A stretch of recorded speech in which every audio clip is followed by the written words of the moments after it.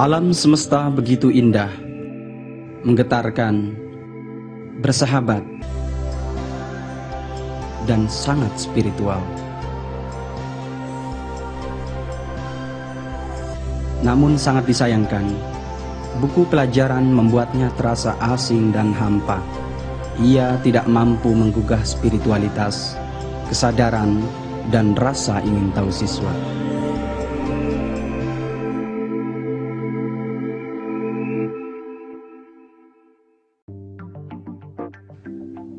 Buku pelajaran menjadi salah satu media penting yang dapat membantu mewujudkan pendidikan yang berkualitas. Buku ini luar biasa, pengaruhnya ya, terutama terhadap peradaban, dan pendidikan itu kan hanya satu bagian dari peradaban ya. Kita lihat bahwa buku merupakan suatu jendela ilmu. Di Indonesia, ketika lebih banyak guru yang tidak memenuhi standar kualifikasi, maka peran buku dalam membantu guru menjelaskan materi pelajaran menjadi sangat penting. Buku itu salah satu faktor penting. Saya kira tanpa buku jangan haraplah. Buku tadi adalah identik dengan sarana utama untuk ke arah kemajuan. Namun disinilah persoalannya. Kalau kita perhatikan kebanyakan buku-buku pelajarannya di pasaran tadi itu kering, dalam arti penyajian tadi informasi saja.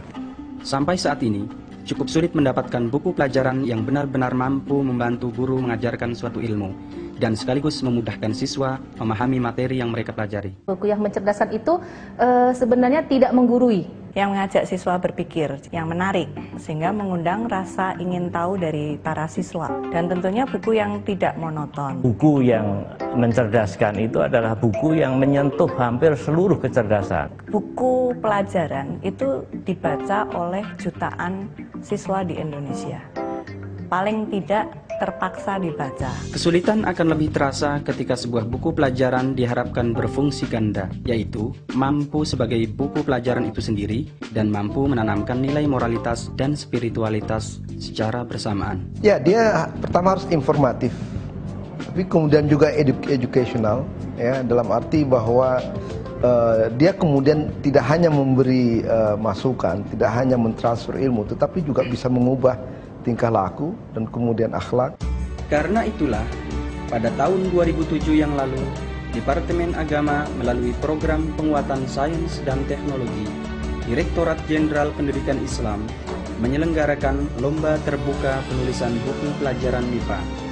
Perlombaan dimaksudkan untuk merangsang kreativitas penulis dalam menghadirkan buku pelajaran yang mampu mengembangkan seluruh potensi anak didik, dari kecerdasan intelektual, emosional, dan spiritual. Ini merupakan langkah awal. Kalau tidak dimulai, kapan lagi gitu kita akan mendapatkan buku-buku yang baik. Hasilnya, kini telah hadir buku-buku yang cukup memberikan warna, mendobrak pendekatan konvensional, dan mungkin dapat digolongkan sebagai buku pelajaran yang mencerdaskan.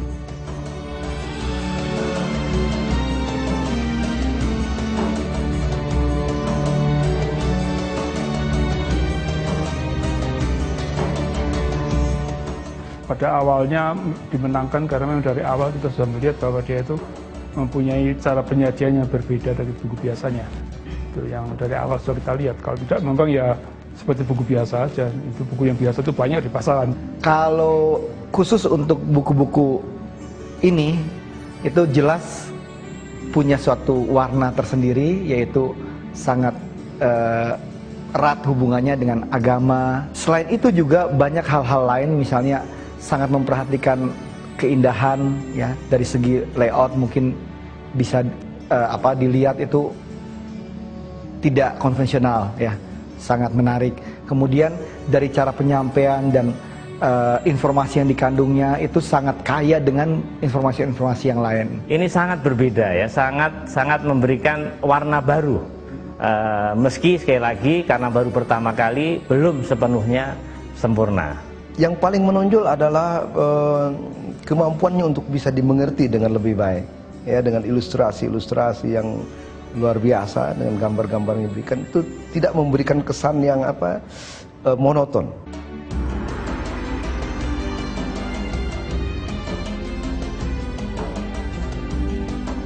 Matematika itu adalah sesuatu yang bisa dilakukan oleh siswa dan tidak hanya tersimpan di otak guru atau di buku-buku di perpustakaan. Itu yang menjadi filosofi saya menulis buku ini.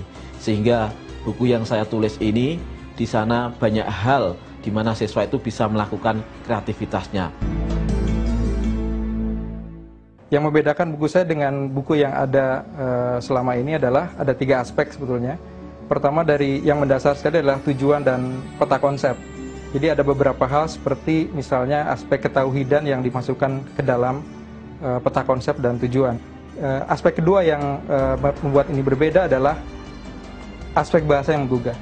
Kemudian yang ketiga yang membedakan adalah adanya penelusuran sejarah terhadap penemuan-penemuan ilmuwan muslim di masa lalu. Dan ini sangat penting untuk diketahui oleh siswa-siswa. Buku saya itu selalu diawali dengan ayat-ayat Al-Quran yang itu ada kaitannya dengan materi buku itu. Mengungkapkan aspek dari masa lalu, kekinian, dan yang akan datang. Buku yang saya tulis bersama rekan saya, Pipit Fitriana, itu buku yang benar-benar ingin dekat dengan remaja. Kami menggabungkan antara sebuah buku yang tadinya monoton dengan grafik-grafik atau warna-warna yang terbatas. Kami mencoba mendobrak itu semua. Jadi kami mencoba memasukkan konsep majalah yang begitu mengalir, begitu fleksibel, begitu berwarna lah dalam suatu buku, dalam sebuah buku yang isinya itu ilmiah. Dan hasilnya? Nah, maka buku yang ada di hadapan Anda ini sebenarnya buku yang mencoba merambah ke wilayah-wilayah yang selama ini tidak pernah disentuh. Wilayah emosional, spiritual, ya kan, kultural, ya barangkali, kemudian emosional dan sebagainya. Dan ini akan memperkaya dan mempercepat, saya kira, tercapainya tujuan pendidikan, yaitu mengaktualkan semua potensi yang dimiliki oleh seorang anak.